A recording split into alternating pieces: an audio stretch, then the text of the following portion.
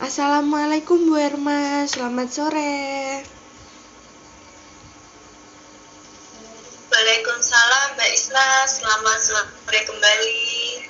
Iya Bu, di sini saya bertujuan untuk memenuhi tugas kuliah saya yang bertugaskan untuk wawancara yang bertemakan tentang wabah COVID-19 ini. Khususnya di dunia pendidikan. COVID-19 ini sangat berpengaruh besar ya Bu di dunia pendidikan. Iya Mbak Isna. Iya. Oleh sebab itu di sini saya akan mengajukan beberapa pertanyaan dan semoga nanti Ibu bisa memberikan jawaban yang bermanfaat bagi kita semua yang nanti bisa disimak oleh pendengar-pendengar yang mendengarkan wawancara kita saat ini.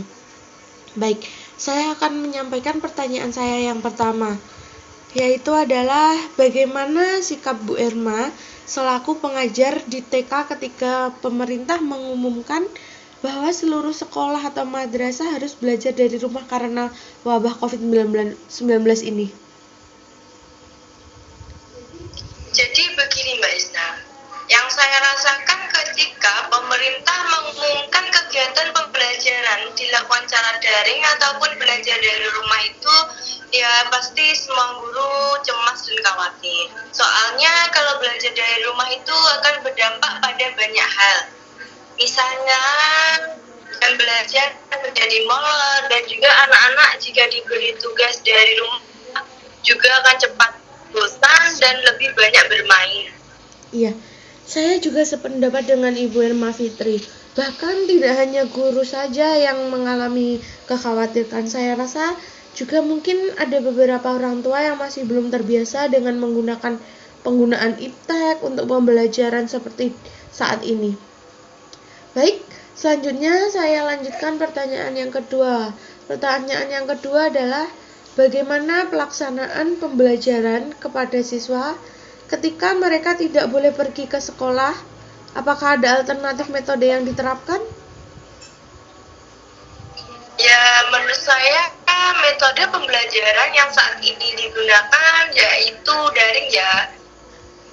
Jika kawasan tersebut berada di zona merah, tapi kalau sudah berada di zona kuning atau bahkan zona hijau, kami memberanikan untuk menggunakan sistem luring, yaitu bertatap muka dengan siswa. Biasanya di rumah guru-gurunya lalu dibagi jumlah siswanya. Jadi tidak semua siswa belajar bersama serta tetap mematuhi protokol kesehatan, memakai masker dan tetap jaga jarak. Iya, menurut saya pembelajaran yang disarankan atau yang dilakukan oleh pemerintah pada saat ini atau bisa kita sebut dengan pembelajaran daring itu sangat pengaruhnya besar sekali dengan kita sebagai masyarakat saat ini, karena dengan pembelajaran daring seperti ini kita sebagai masyarakat juga bisa mengurangi wabah virus corona agar tidak menular atau bahkan menularkan kembali. Ya, selanjutnya pertanyaan yang ketiga adalah kendala apa yang Ibu Erma Fitri rasakan atau temui ketika melakukan pembelajaran di rumah, Bu?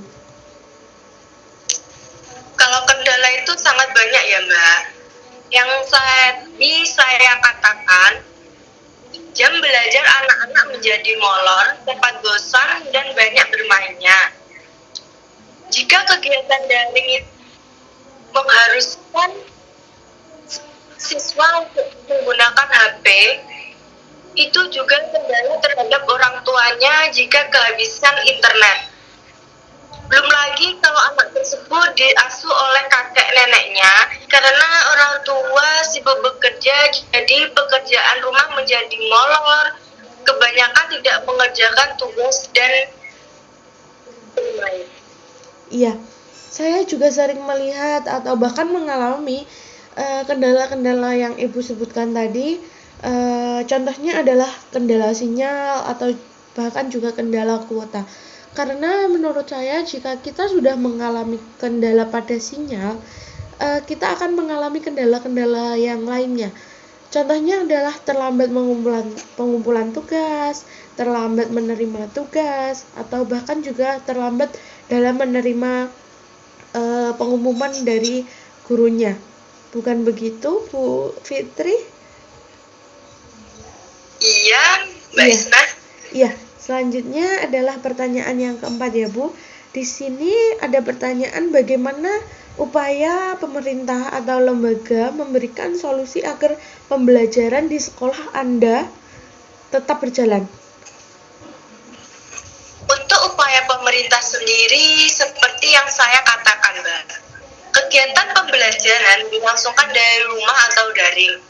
Dengan adanya bantuan gratis bagi siswa dan guru-gurunya. Selain itu, dari sekolah sendiri terus mengupayakan yang terbaik untuk siswa-siswi kami, dan yang terpenting harus ada kerjasama antara guru dengan wali murid masing-masing. Iya, saya juga sangat setuju dengan adanya bantuan dari pemerintah yang berupa kuota gratis bagi pelajar atau bahkan juga bagi guru-guru. Tidak dipungkiri juga, Bu, soalnya pada saat ini, pada era pandemi COVID ini, yang kita butuhkan pertama dalam pembelajaran adalah internet dan kuota. Dua hal tersebut adalah hal yang saling berhubungan karena sangat berpengaruh dalam dunia pendidikan pada saat ini. Ya, baiknya kita lanjutnya yang pertanyaan yang kelima.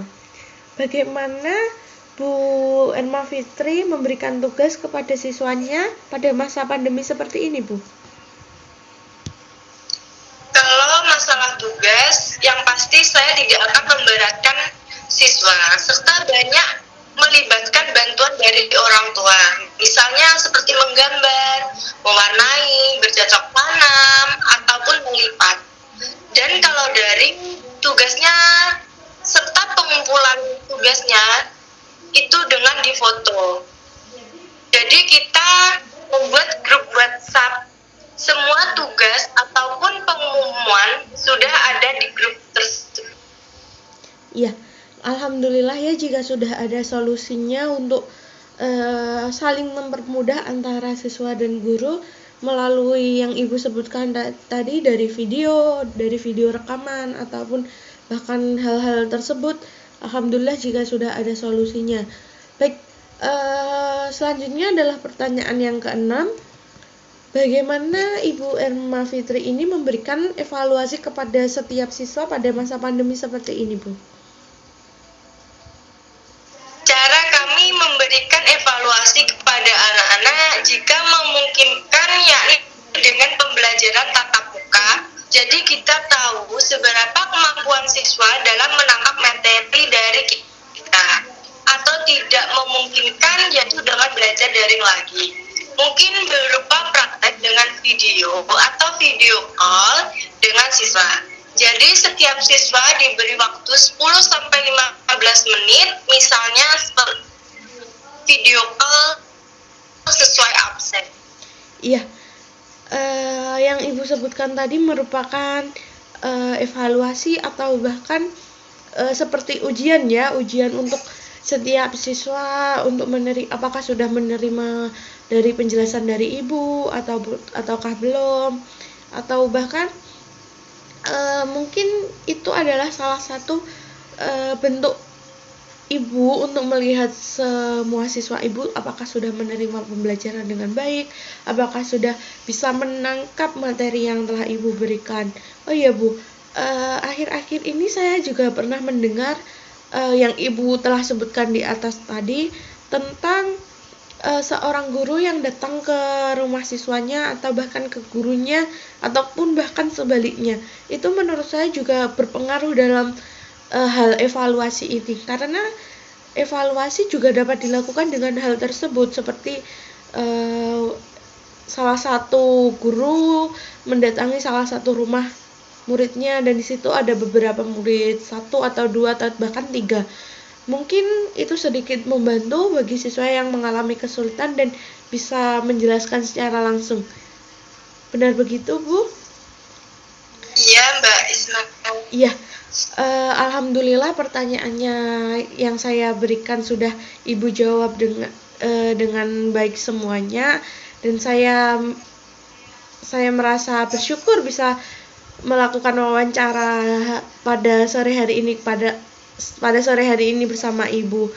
Walaupun wawancara kita hari ini hanya kita lakukan di dalam video call saja, karena kita belum bisa bertemu dikarenakan ada pandemi COVID seperti ini ya. Ya. Iya, saya atas nama Isnaini Suryaningsih dari mahasiswi IAIN Tulungagung menyampaikan banyak-banyak terima kasih kepada Ibu, dan memohon maaf jika saya ada salah kata ataupun salah dalam segala hal kepada Ibu. Apakah ada yang Ibu ingin sampaikan? Pertama, terima kasih untuk Mbak Isna. Semoga pendapat saya tentang COVID-19 ini berguna bagi semua orang. Ya, amin. Iya, amin. Terima kasih banyak ya Bu atas waktunya. Saya akhiri wawancara kita pada sore hari ini. Wassalamualaikum warahmatullahi wabarakatuh. Waalaikumsalam warahmatullahi wabarakatuh.